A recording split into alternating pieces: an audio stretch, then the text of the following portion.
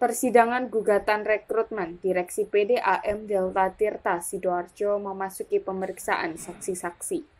Seminggu yang lalu, tim penggugat mendatangkan saksi fakta dari Ketua Komisi B DPRD ke Kabupaten Sidoarjo. Kali ini, penggugat Supriyono mendatangkan saksi ahli hukum tata negara Dr. M. Saleh SH.MH. Dalam keterangan persidangan, M. Saleh menjelaskan bahwa keputusan KPM ini banyak permasalahan dalam aspek yuridisnya.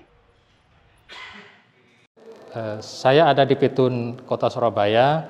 Saya menjadi ahli di dalam perkara keputusan Bupati Sidoarjo KPM PDAM Sidoarjo nomor 1 tahun 2021 tentang penetapan anggota direksi PDAM Delta Tirta Sidoarjo. Saya melihatnya keputusan KPM ini adalah banyak permasalahan dari aspek yuridisnya. Yang pertama adalah wewenang daripada Pansel, kemudian yang kedua adalah prosedur di dalam penetapan keputusan Bupati, keputusan KPM. Dari aspek wewenangnya, Pansel sebenarnya tidak punya wewenang untuk menentukan persyaratan khusus sebagaimana yang tertuang di dalam pengumuman Pansel PDAM Delta Sidoarjo, karena di situ ada tambahan-tambahan persyaratan. Padahal di dalam PP maupun Permendagri di situ sudah jelas hanya ada 12 persyaratan bagi bakal calon anggota direksi. Tetapi kemudian di dalam pengumuman Pansel itu ada tambahan sebanyak 6 tambahan persyaratan khusus, dikatakan sebagai persyaratan khusus. Jadi status Pansel itu adalah sebagai pelaksana teknis, bukan membuat peraturan yang bersifat normatif menentukan persyaratan. Karena persyaratan itu akan menentukan siapa yang lolos atau tidak. Jadi penentuan lolos tidaknya itu adalah berdasarkan persyaratan. Persyaratan itu harus merujuk kepada PP 54 maupun Permendagri 37. Tidak punya wewenang Pansel itu menentukan persyaratan khusus, sehingga saya katakan persyaratan khusus yang ditentukan oleh Pansel itu adalah cacat yuridis atau dibuat tanpa wewenang. Sehingga akibatnya terhadap semua proses seleksi ini adalah cacat yuridis dan menjadi batal demi hukum karena dibuat tanpa wewenang. Lebih lanjut, lulusan doktor dari Universitas Airlangga atau UNER ini menambahkan sesuai Permendagri nomor 37 tahun 2018 bahwa calon yang disetorkan ke bupati harusnya cuma 5 orang untuk kemudian diseleksi dan ditentukan susunan direksinya. Namun faktanya yang disetorkan ke bupati sampai 20 orang. Selain itu, nilai hasil UKK atau uji kompetensi kelayakan tidak dipublikasi ke masyarakat. Padahal tahapan ini semua diatur dalam PP nomor 54 tahun 2017 dan Permendagri nomor 37 tahun 2018. Seleksi anggota direksi PDAM itu sebenarnya tidak ada hak prerogatif. Yang ada adalah wewenang. Setiap wewenang itu adalah ada batasannya. Jadi memang Bupati punya wewenang untuk melakukan seleksi. Tetapi di dalam pelaksanaan seleksi itu menugaskan Pansel. Jadi secara teknis Pansel melakukan seleksi. Di dalam Permendagri ditentukan itu bahwa hasil seleksi yang dilakukan oleh Pansel itu melalui 2 tahapan. Pertama adalah seleksi administrasi, yang kedua adalah uji UKK. Uji kompetensi kelayakan dan kepatutan.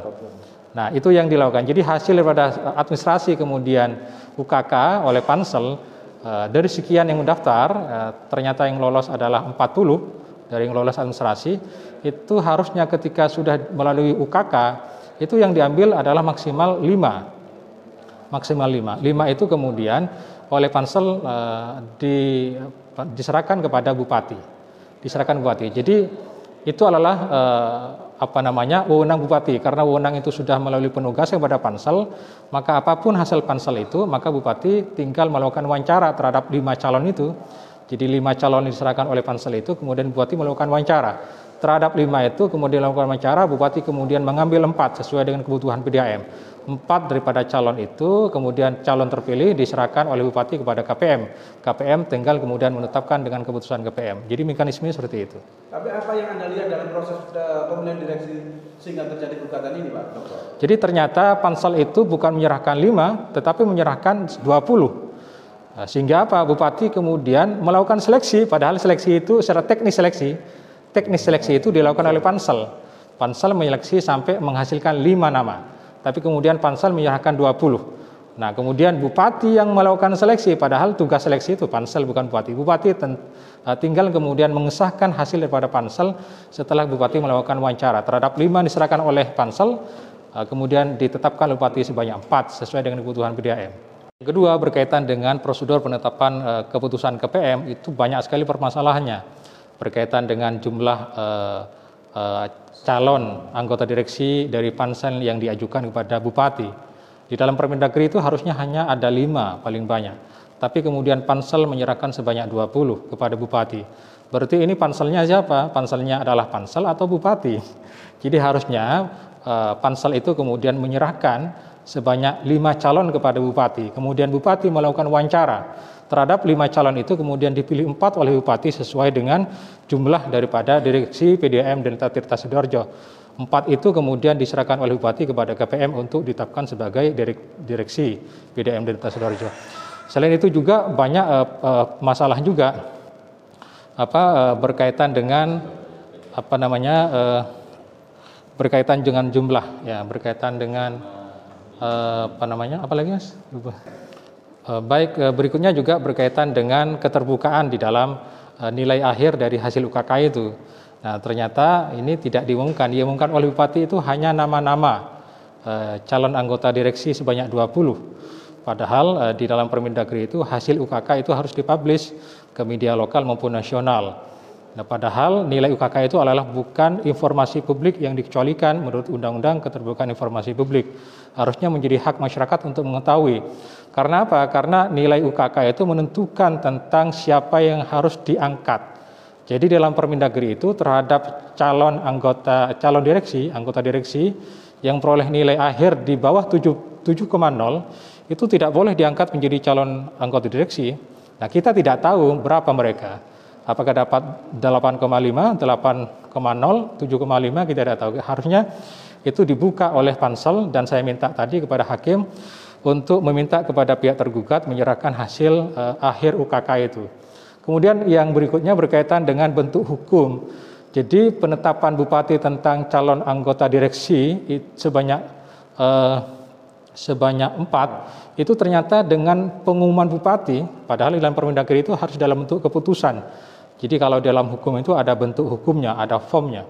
Jadi ini tidak sesuai dengan bentuk hukum yang harus diserahkan oleh Bupati, harusnya dalam bentuk keputusan, tapi Bupati hanya dalam bentuk pengumuman. Dan saya katakan ini adalah cacat prosedur dan dapat dibatalkan oleh Petun. Demikian. Dari Sidoarjo, Muhammad Handoko melaporkan untuk DNN TV.